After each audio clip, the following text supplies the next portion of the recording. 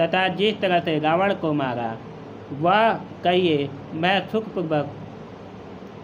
सुख स्वरूप शंकर। फिर आप उन सारी लीलाओं को कहिए जो उन्होंने राज्य सिंहासन पर बैठ करके की थी। बहोर कहूँ करुणायतन कीन जो अचरज राम।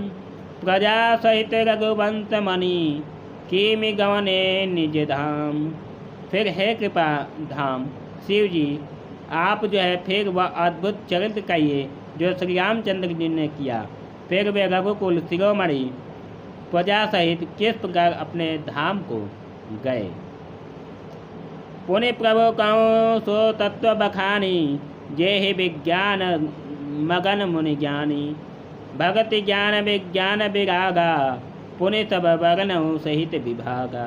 हे प्रभु, फिर आप उस तत्व को समझ करके कहिए जिसकी अनुभूति ज्ञानी मुनिगण सदा मग्न रहते हैं। और फिर भक्ति ज्ञान विज्ञान और वैराग्य के विभाग सहित वर्णन कीजिए। और राम रहस्य अनेका क्यों नाथ अति विमल विवेका। जो प्रभु मैं पूछा नहीं होई सोई दयाल राखूं जन गोई। उसके सिवा श्री रामचंद्र जी के और भी जो अनेक रहस्य छिपे हुए भाव अथवा चरित्र हैं उनको कहिए। हे नाथ, आपका ज्ञान अत्यंत निर्मल है। हे प्रभु, जो बात मैंने न पूछी हो, हे दयालु, उसे भी आप छिपा करके न रखिएगा। तुम त्रिभुवन गुण वेद बखाना।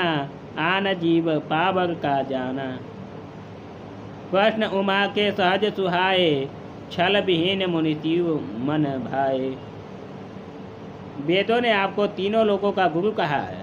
दूसरे पामर जीव इस रहस्य को क्या जाने। पार्वती जी के सहज सुंदर और छल रहित सरल प्रश्न सुनकर के शिव जी के मन को बहुत अच्छे लगे। हर ही रामचरित सब आए। प्रेम पुलक लोचन जल छाए। श्री रघुनाथ रूप उर आवा। परमानंद अमित सुख पावा। श्री महादेव जी के हृदय में सारे रामचरित आ गए। प्रेम के मारे उनका शरीर पुलकित हो उठा और नेत्रों में जल भर आया। श्री रघुनाथ जी का रूप उनके हृदय में आ गया, जैसे स्वयं परमानंद स्वरूप शिव जी ने भी अपार सुख पाया। मगन ध्यान रस दंड जुग पुनि मन बाहर कीन।